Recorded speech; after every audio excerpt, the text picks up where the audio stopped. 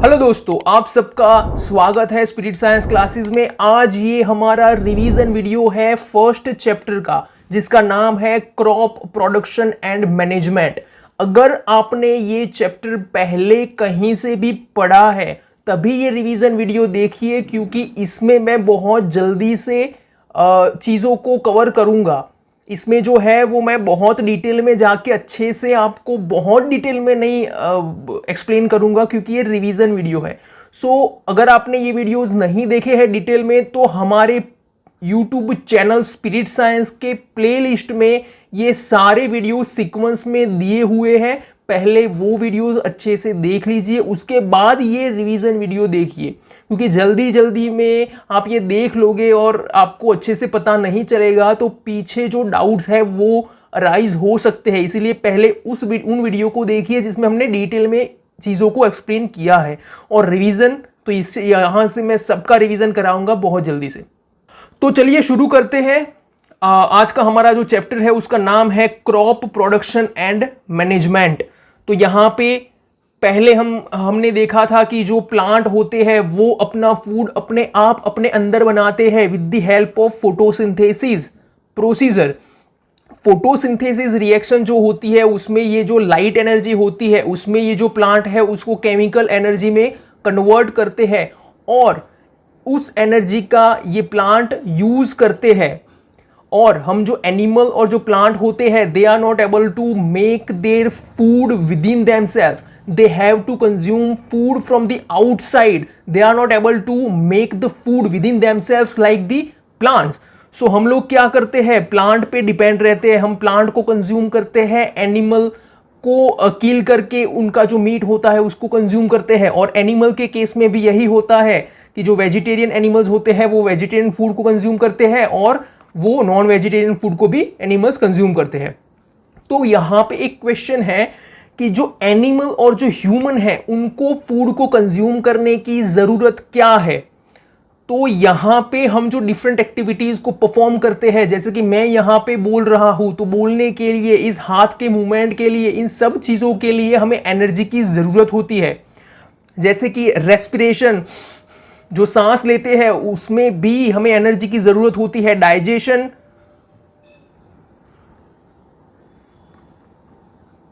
Digestion और excretion की जो प्रोसीजर है, ये सब एक्टिविटीज को भी परफॉर्म करने के लिए हमें फूड की जरूरत होती है। तो ये जो फूड है वहां से हमें एनर्जी मिलती है और उस एनर्जी का हम यूज करते हैं डिफरेंट जगह पे, डिफरेंट एक्टिविटीज में। पहले बहुत साल पहले हम ऐसे होमोसेपियंस हुआ करते थे, हम लोग ग्रुप में एक प्लेस से दूसरे प्लेस पे जाते थे फूड एंड शेल्टर को फाइंड करने के लिए।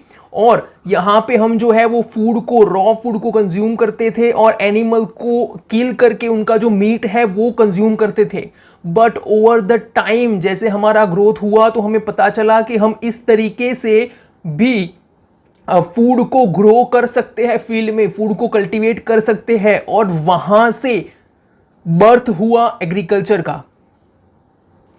जैसे कि हमारे चैप्टर का नाम है क्रॉप प्रोडक्शन एंड मैनेजमेंट, तो इस चीज को, चैप्टर को शुरू करने से पहले हमें ये क्रॉप जो वर्ड है उसका मतलब समझ होना चाहिए कि ये जो क्रॉप है वो होता क्या है। तो यहां पे 3 वर्ड है। सेम काइंड ऑफ प्लांट, कि जो एक तरह के प्लांट्स होते हैं उनको, फॉर एग्जाम्पल यहां पे हम वीट का एग्जाम्पल लेते हैं। एक तरह के प्लांट को कोई एक ही प्लेस पे कल्टीवेट करते हैं ऑन अ लार्जर स्केल, उसे हम कहते हैं क्रॉप। कि किसी एक पौधे को, यहां पे हमने वीट का पौधा लिया है, वीट के पौधे को ज्यादा क्वांटिटी में, लार्ज क्वांटिटी में कोई एक प्लेस पे, कोई एक खेत पे उसे ग्रो करते हैं। एक ही तरह के क्रॉप, एक ही तरह के प्लांट को, उसे हम कहते हैं क्रॉप। फिर से देखते हैं, same kind of plant, for example wheat are cultivated at a one place on a larger scale called crop। जैसे कि डिफरेंट टाइप्स के क्रॉप हो सकते हैं, cereals, वेजिटेबल्स और जो फ्रूट होते हैं वो डिफरेंट क्रॉप हो सकते हैं। There are 2 types of crop, kharif crop and rabi crop. Kharif crop जो होते हैं वो रेनी सीजन में ग्रो होते हैं और इंडिया में जो रेनी सीजन का टाइमिंग है वो जून से सितंबर मंथ तक का है। खारीफ क्रॉप के एग्जाम्पल है मेज, सोयाबीन, कॉटन और ग्राउंडनट। ये जो राबी क्रॉप है वो विंटर सीजन में ग्रो होते हैं और उनका जो टाइमिंग होता है वो अक्टूबर से मार्च मंथ तक का होता है।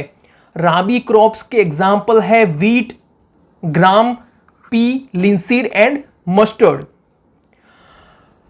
ये जो जितने भी चीज़ें हमने देखी, ये जो क्रॉप देखा, तो ये जो क्रॉप है उसको ग्रो करने के लिए जो फार्मर होते हैं वो डिफरेंट एक्टिविटीज़ को स्टेप में परफॉर्म करते हैं, क्योंकि एक प्लांट को कल्टीवेट करने के लिए ये सब जो एक्टिविटी है उनको स्टेप में परफॉर्म करना ज़रूरी होता है।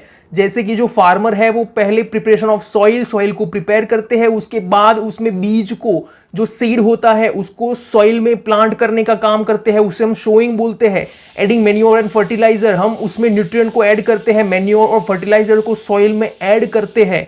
इरिगेशन, उसको हम पानी देते हैं। प्रोटेक्शन फ्रॉम वीड, जो अनडिजायरेबल अनवांटेड क्रॉप के अलोंग विद जो प्लांट ग्रो होते हैं उनको हम वीड बोलते हैं और उनको रिमूव करना जरूरी होता है। हार्वेस्टिंग, कि जो क्रॉप होता है वो मैच्योर हो जाता है, उसके बाद उसको ग्राउंड के नज़दीक से कट करके उसको लेने की जो प्रोसीजर होती है उसको हम हार्वेस्टिंग बोलते हैं। और उसके बाद में लास्ट में होता है स्टोरेज, कि हमें जो क्रॉप मिला है, हमें जो ग्रेन्स मिले हैं, उन ग्रेन्स को हमें स्टोर करके रखना ज़रूरी होता है। तो इन ग्रेन्स को हम एक प्लेस पे स्टोर करके रखते हैं, उसे हम कहते हैं स्टोरेज। तो इन सब एक्टिविटीज़ को वन बाय वन बहुत अच्छे से डिटेल में जानेंगे। तो पहले हम देखेंगे प्रिपरेशन ऑफ सॉइल, की सॉइल को फार्मर किस तरीके से प्रिपेयर करते हैं। तो सॉइल जो हार्ड होती है उसे फार्मर टर्न करते हैं, उस सॉइल को वो लूज करते हैं, और ये जो प्रोसीजर है उसको हम कहते हैं टिलिंग और प्लाउइंग। ये जो टिलिंग और प्लाउइंग है वो डिफरेंट इंस्ट्रूमेंट की हेल्प से होता है। यहाँ पे ये जो इंस्ट्रूमेंट है उसको हम हो बोलते हैं, आगे देखते हैं।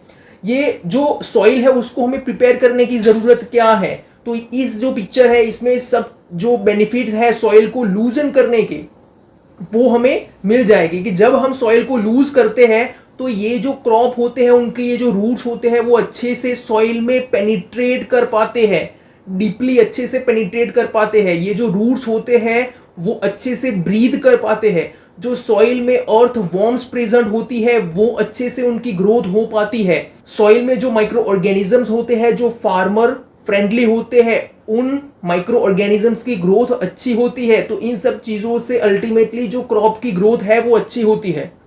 ये जो टिलिंग की जो प्रोसीजर है उसको, और जो प्लॉइंग की प्रोसीजर जो है वो प्लाव की हेल्प से होती है। यहाँ पे आप जिस इंस्ट्रूमेंट को देख सकते हो ये प्लॉ है।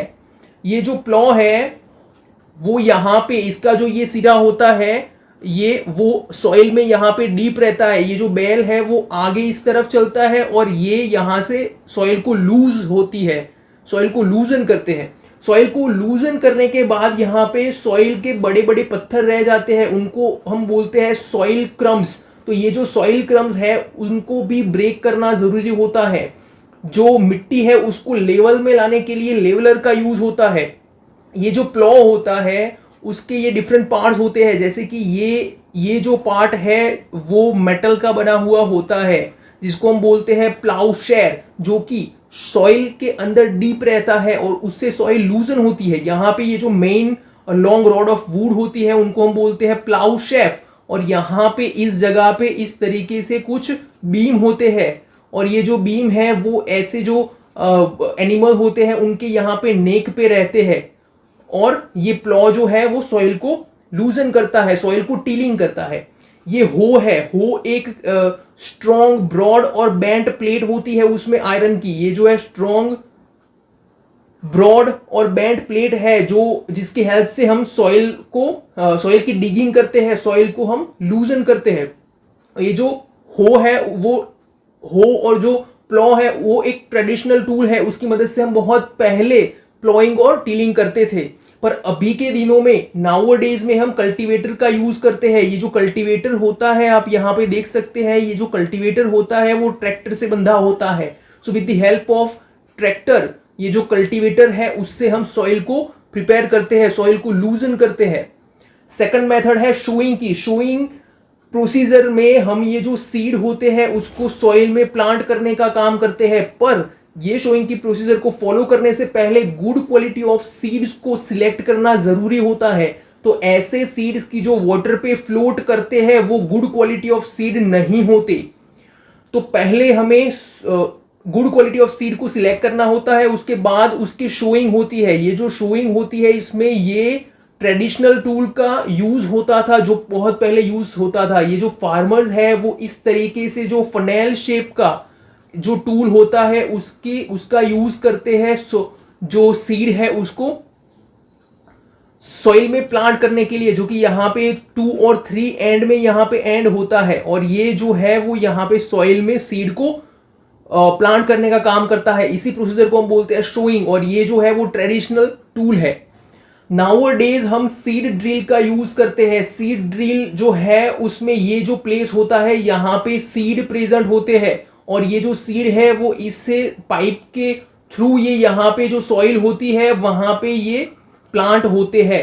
और ये जो सीड ड्रिल होता है वो इस तरीके से कुछ सीड को यहाँ पे सॉइल में प्लांट करने का काम करता है। वो ट्रैक्टर से बंधा होता है, और ये जो है सीड ड्रिल वो मॉडर्न मेथड है।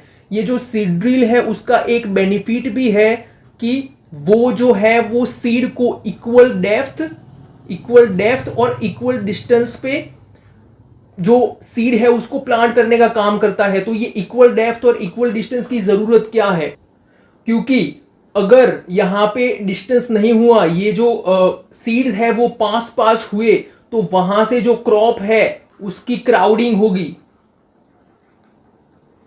ठीक है, और उसके जो न्यूट्रिएंट वैल्यू जो होती है वो यहाँ पे जो है वो अच्छे से नहीं मिलेगी। जो सनलाइट होती है वो भी अच्छे से नहीं मिलती। तो ये सब लॉस होते हैं, जिनकी वजह से हमें ये जो सीड है उसको इक्वल डिस्टेंस और इक्वल डेप्थ पे सॉइल में प्लांट करना जरूरी होता है। तो ये जो सीड ड्रिल है वो जो मॉडर्न मेथड है उसकी हेल्प से हम सीड को सॉइल में प्लांट करते हैं इक्वल डिस्टेंस और इक्वल डेप्थ पे।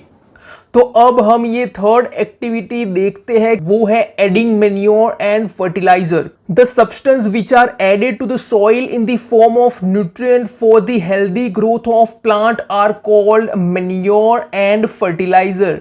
तो ऐसे सब्सटेंसेस कि जिनको हम न्यूट्रिएंट के फॉर्म में ये जो सॉइल है उसमें ऐड करते हैं, ताकि ये जो क्रॉप है वो इन न्यूट्रिएंट को ये रूट से एब्जॉर्ब कर पाए और इनकी जो ग्रोथ है वो अच्छी हो। ऐसे सब्सटेंसेस की जो न्यूट्रिएंट के फॉर्म में हम सॉइल में ऐड करते हैं उनको हम बोलते हैं manure and fertiliser. These nutrients are very important for the healthy growth of plant. Farmers grow crop after crop in the same field. Farmer जो होते हैं वो सेम फील्ड में कंटिन्यूसली क्रॉप को ग्रो करते रहते हैं। उससे जो सॉइल में न्यूट्रिएंट की डेफिशिएंसी क्रिएट होती है, उस न्यूट्रिएंट की डेफिशिएंसी को फुलफिल करने के लिए जो फार्मर मैन्योर और जो फर्टिलाइजर्स जो होते हैं उनको सॉइल में ऐड करते हैं। तो ये जो एडिंग की जो प्रोसीजर है उनको हम कहते हैं मैन्योरिंग। मैन्योर को ऐड करने की प्रोसीजर को हम कहते हैं मैन्योरिंग। इम्प्रॉपर और insufficient manure result in weak plant and less yield. अगर सॉइल में इनसफिशिएंट अमाउंट में न्यूट्रिएंट प्रेजेंट रहे तो जो क्रॉप की ग्रोथ है वो अच्छी नहीं होती और उसकी जो यील्ड है वो अच्छे से नहीं मिलती। फार्मर क्या करते हैं कि फील्ड में ऐसा जो एक पीट होता है उसमें एनिमल वेस्ट और प्लांट वेस्ट को यहाँ पे डाल देते हैं और उसको वैसे के वैसे कुछ हफ्तों तक रहने देते हैं। तो जो माइक्रो ऑर्गेनिज्म होते हैं वो उन वेस्ट का, एनिमल और प्लांट वेस्ट का डीकम्पोजिशन करते हैं और उनको मैन्योर में कन्वर्ट करते हैं। ये जो ऑर्गेनिक मैन्योर है वो इस तरीके से प्लांट और एनिमल वेस्ट के डीकम्पोजिशन से बनता है। ये जो मैन्योर है उसके क्या एडवांटेजेस होते हैं, तो ये जो मैन्योर है वो वाटर होल्डिंग कैपेसिटी जो होती है सॉइल की उसको इंक्रीज करते हैं। ये जो मैन्योर है वो सॉइल को पोरस बनाता है। ये जो सॉइल में माइक्रो ऑर्गेनिजम्स प्रेजेंट होते हैं वो माइक्रो ऑर्गेनिजम्स की ग्रोथ अच्छी होती है और ये जो सॉइल की जो टेक्सचर होती है, सॉइल की जो फर्टिलिटी होती है वो इंक्रीज होती है। What is fertilizers? Fertilizers are the chemicals, they are made into the factories from the chemical, and these fertilizers are very high in particular nutrients. For example, urea ammonium sulphate, super phosphate, potash और NPK, इसमें जो fertiliser होते हैं उनमें एक particular nutrient high amount में होता है। जैसे कि एनपीके जो फर्टिलाइजर होता है उसमें नाइट्रोजन, फॉस्फोरस और जो पोटेशियम है वो हाई अमाउंट में प्रेजेंट होते हैं। So these fertiliser help the farmer to get better yield. ये जो फर्टिलाइजर है उससे ईल्ड जो है क्रॉप की वो बहुत ज्यादा मिलती है, बट ये जो फर्टिलाइजर है उसका एक्सेसिव यूज करने से सॉइल की जो फर्टिलिटी है वो डिक्रीज होती है, सॉइल की जो क्वालिटी होती है वो डिक्रीज होती है, एंड फर्टिलाइजर का बहुत ज्यादा यूज करने से वाटर पोल्यूशन होता है। अब ये जो सॉइल होती है उसमें जब न्यूट्रिएंट की डेफिशिएंसी होती है तो उन न्यूट्रिएंट की डेफिशिएंसी को फुलफिल करने के लिए, सॉइल को रिप्लेनिश करने के लिए हम दो मेथड का यूज करते हैं। फर्स्ट है मैन्योरिंग, कि जिसमें हम मैन्योर और फर्टिलाइजर को सॉइल में ऐड करते हैं, और सेकंड मेथड है क्रॉप रोटेशन, जिसमें हम क्रॉप को रोटेट करते हैं। जैसे कि यहाँ पे ये जो नॉर्दर्न इंडिया के जो फार्मर्स होते हैं वो क्या करते हैं, पहले लिग्यूमिनस प्लांट को ग्रो करते हैं और उसके बाद जो सीजन होती है उसमें वो वीट को ग्रो करते हैं। तो पहले ये जो है फार्मर्स वो लिग्यूमिनस प्लांट को ग्रो करते हैं, क्योंकि ये जो लिग्यूमिनस प्लांट्स होते हैं उनके ये जो रूट्स होते हैं उनके रूट्स में रूट नोड्यूल्स प्रेजेंट होते हैं, और ये जो रूट नोड्यूल्स प्रेजेंट होते हैं उनमें राइजोबियम बैक्टीरियाज प्रेजेंट होते हैं, and these rhizobium bacterias are responsible for the fixation of nitrogen from the air to the soil.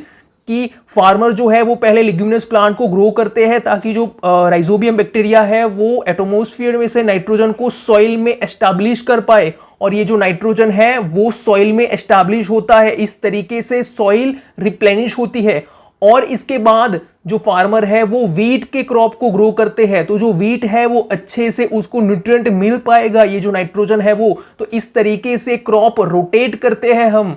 तो इस तरीके से क्रॉप के रोटेशन से भी हम सॉइल को रिप्लेनिश कर सकते हैं। अब हम देखते हैं कि फर्टिलाइजर जो होते हैं और मैन्योर होते हैं उनमें क्या डिफरेंसेस होते हैं। तो fertilisers are the inorganic salt, they are made up into the factories and they are made by the man, the human beings, but the manures is made into the field and this is the pure organic substance. ये जो fertilisers होते हैं वो soil को humus provide नहीं करते, और ये जो मैन्योर होते हैं वो सॉइल को ह्यूमस प्रोवाइड करते हैं। फर्टिलाइजर्स जो होते हैं वो very high in particular nutrient होते हैं कंपेयर टू मैन्योर, और जो मैन्योर होते हैं वो फर्टिलाइजर के कंपैरिजन में जो न्यूट्रिएंट होते हैं वो उसमें कम होते हैं। सो ये जो मैन्योर होते हैं उसके जो एडवांटेजेस है वो बहुत ज़्यादा है, क्योंकि जो मैन्योर है वो सॉइल की फर्टिलिटी को इंक्रीज करता है, सॉइल को पोरस बनाता है, सॉइल की जो वाटर होल्डिंग कैपेसिटी है उसको इंक्रीज करता है, सॉइल के टेक्सचर को इंक्रीज करता है। और फर्टिलाइजर है वो अल्टीमेटली केमिकल है, तो इस फर्टिलाइजर का ज़्यादा यूज करने से सॉइल की जो क्वालिटी है वो बिगड़ जाती है और वाटर पोल्यूशन भी हो सकता है। इसीलिए ये रिकमेंड किया जाता है कि जो फर्टिलाइजर है उसको मैन्योर से सब्स्टिट्यूट करना चाहिए। फर्टिलाइजर की जगह पे हमें मैन्योर का ज़्यादा यूज़ करना चाहिए, क्योंकि मैन्योर है उसके बेनिफिट ज़्यादा है compare to fertiliser in a long term. अब हम देखते हैं इरिगेशन क्या होता है। सिंपल चीज में मैं आपको बताऊं कि जो क्रॉप होता है, जो प्लांट होते हैं, उनको जो पानी देने की प्रोसीजर होती है उनको हम बोलते हैं इरिगेशन। ये जो इरिगेशन की जो प्रोसीजर है वो बहुत ज़रूरी होती है, क्योंकि जब समर का टाइम होता है तब जो क्रॉप होता है उस क्रॉप को पानी की ज़्यादा ज़रूरत होती है, और समर के टाइम में जो हॉट एयर होती है उससे क्रॉप को प्रोटेक्शन मिल सके, इसीलिए हमें इरिगेशन करना चाहिए, पानी देना ज़रूरी होता है। Without water the seed is not able to germinate. Seed का जर्मिनेशन एब्सेंस ऑफ वाटर में नहीं होता। और ये जो इरिगेशन की प्रोसीजर है वो crop to crop, soil to soil and season to season vary करती है। इरिगेशन के सोर्सेज हम उन्हें कहते हैं कि वो प्लेसेस की जहां से हमें पानी मिलता है वो सब इरिगेशन के सोर्सेज है, जैसे कि tubewells, wells, ponds, lake, rivers, dams. Traditional method में ये जो पुली सिस्टम है, चेन पंप, डेकली और राहत, जो लीवर सिस्टम कहते हैं, these are the traditional method of irrigation. जिसमें क्या होता है, ये जो मोड सिस्टम है उसमें ये जो फार्मर है वो ये वेल्स होते हैं उसमें से पानी को बाहर निकालते हैं और इस तरीके से क्रॉप में इरिगेट करते हैं। ये जो यहाँ पे चेन बंधी हुई होती है जो यहाँ से ये घूमती है और ये यहाँ से पानी इरिगेट होता है। ये डेक्ली सिस्टम है और ये राहत सिस्टम है जिसमें हम एनिमल की हेल्प लेते हैं ये वाटर को इरिगेट करने के लिए। मॉडर्न मेथड ऑफ इरिगेशन है स्प्रिंकलर सिस्टम और ड्रिप सिस्टम। ये जो स्प्रिंकलर सिस्टम है उसमें ये जो मेन पाइप होती है उसके साथ ये जो है वो परपेंडिकुलर एट 90 डिग्री जो है वो परपेंडिकुलर इस तरीके से होती है और यहाँ पे है एक रोटेटिंग नोजल होता है जो इस तरीके से घूमता है। जब यहाँ मेन पाइप में से पानी फोर्स के साथ आता है तो यहाँ पे ये जो नोजल है वो घूमता है और यहाँ से जो पानी है वो स्प्रिंकलर होता है और ये जो स्प्रिंकलर सिस्टम है उसमें पानी का वेस्ट नहीं होता है। इसीलिए ये जो स्प्रिंकलर सिस्टम है उसका यूज़ उन जगहों पे किया जाता है जहाँ पे जो पानी है उसकी डेफिशिएंसी होती है। और ये जो ड्रिप सिस्टम होती है उसमें ये जो पाइप होती है उसमें से पानी फ्लो करता है। यहाँ पे एक होल होता है और वहाँ से ये पानी ड्रॉप बाय ड्रॉप क्रॉप के रूट के पास इरिगेट होता है, तो इसे हम कहते हैं ड्रिप सिस्टम। और ये जो ड्रिप सिस्टम है वो फ्रूट और गार्डन और ट्रीज में उनको ग्रो करने के लिए यूज होता है। तो ये जो स्प्रिंकलर सिस्टम है और ड्रिप सिस्टम है उनका अभी के दिनों में बहुत ज्यादा यूज होता है। प्रोटेक्शन फ्रॉम वीड, सो यहाँ पे ये 5th एक्टिविटी है जिसको फार्मर्स क्रॉप को कल्टीवेट करने के लिए उसको परफॉर्म करते हैं। यहाँ पे एक वर्ड है weed. So what is weed? So in a field, many other undesirable plant may grow naturally along with the crop. These undesirable plant are called weeds.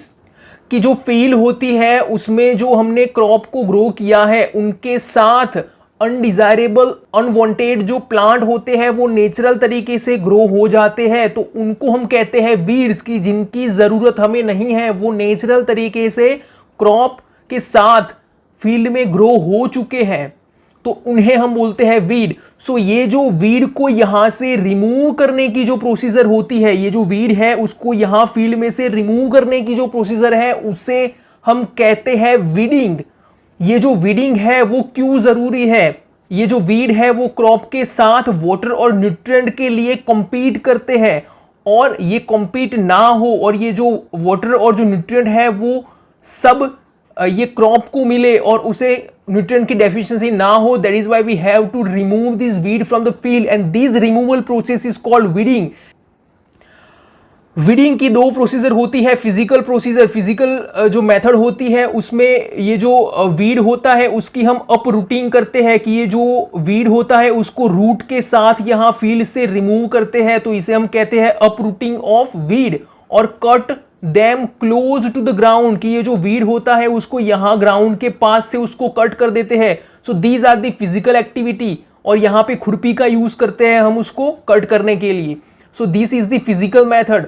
और ये है केमिकल मेथड जिनमें हम केमिकल्स का यूज करते हैं। उन केमिकल्स को हम कहते हैं वीडिसाइड्स। केमिकल के एग्जांपल है 2,4-D and these are spread in the field to kill the weeds, कि ये जो वीडिसाइड्स होते हैं उनको फील्ड में स्प्रे किया जाता है वीड्स को किल करने के लिए। जैसे कि यहाँ पे जो फार्मर है उनके पीछे ये जो टंकी बंदी है इसमें क्या होता है? वीडिसाइड्स। वीडिसाइड जो होता है वो वाटर के साथ डाइल्यूट होता है और ये इधर इस तरीके से स्प्रेयर की हेल्प से यहाँ पे स्प्रे किया जाता है। तो ये जो वीडिसाइड्स होते हैं वो ये जो वीड होते हैं उसको क्या करते हैं? किल करते हैं, पर ये जो वीडिसाइड्स है वो क्रॉप को डैमेज नहीं करते हैं।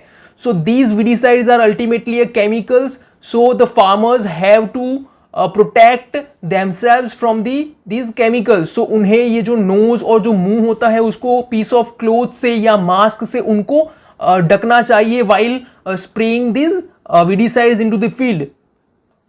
6th जो है एक्टिविटी वो है हार्वेस्टिंग, कि जब क्रॉप मैच्योर हो जाता है, एक क्रॉप को मैच्योर होने में 3 to 4 मंथ्स का टाइम लगता है। उनके मैच्योर हो जाने के बाद उनको सीकल की हेल्प से ग्राउंड के पास से जो कट करके ये जो क्रॉप है उसको हम ले लेते हैं। तो ये जो प्रोसीजर है उसको हम बोलते हैं हार्वेस्टिंग।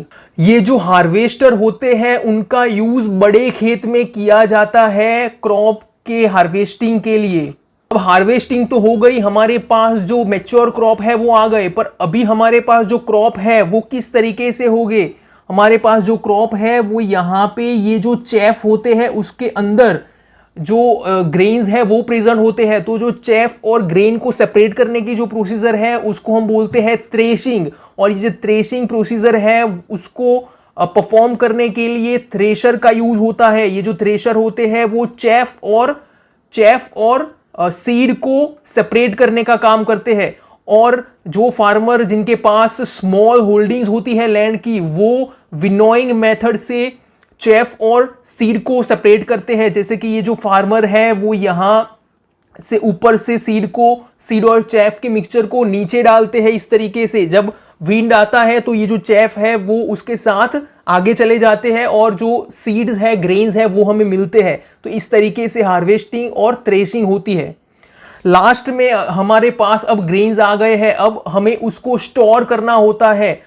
ये जो ग्रेन्स होते हैं उनको लॉन्गर टाइम के लिए स्टोर करके रखना होता है। अगर हमें उसको स्टोर करना है तो उसको, ये जो ग्रेन्स है उसको हमें मॉइस्चर, इंसेक्ट्स और रैट्स और जो माइक्रो ऑर्गेनिजम्स होते हैं उनसे बचा के रखना ज़रूरी होता है। अगर हम ये जो क्रॉप को, अगर हमने इस जो फ्रेशली हार्वेस्ट जो ग्रेन्स होते हैं उसको अगर हमने स्टोर करके रख दिया तो उसमें मॉइस्ट प्रेजेंट होता है। माइक्रो ऑर्गेनिजम्स और इंसेक्ट्स के लिए एक फेवरेबल कंडीशन होती है, वहां पे माइक्रो ऑर्गेनिजम्स अच्छे से ग्रो होते हैं और जो ग्रेन्स है उसको वो डैमेज करते हैं, उसको वो बिगाड़ देते हैं। इसीलिए हमें ये जो फ्रेशली हार्वेस्टेड मॉइस्ट ग्रेन है उसको हमें सन के नीचे ड्राई करना होगा। जब वो कंप्लीटली ड्राई हो जाते हैं तब हम उसे स्टोर करते हैं। उनको स्टोर करने के लिए जो फार्मर होते हैं वो जूट बैग्स का यूज करते हैं। ऐसे ये जो बैग्स है इसको हम बोलते हैं जूट बैग्स, जिसमें ये जो ग्रेन्स है वो स्टोर रहते हैं। और टन्स में ये जो ग्रेन्स है उसको स्टोर करना है तो इस तरीके से बहुत बड़े कंटेनर्स होते हैं मेटल के, उसे हम बोलते हैं सिलॉस। और ग्रेनरीज जो होती है, ये जहाँ पे ये जो ग्रेन्स रहते हैं उसे हम कहते हैं ग्रेनरीज।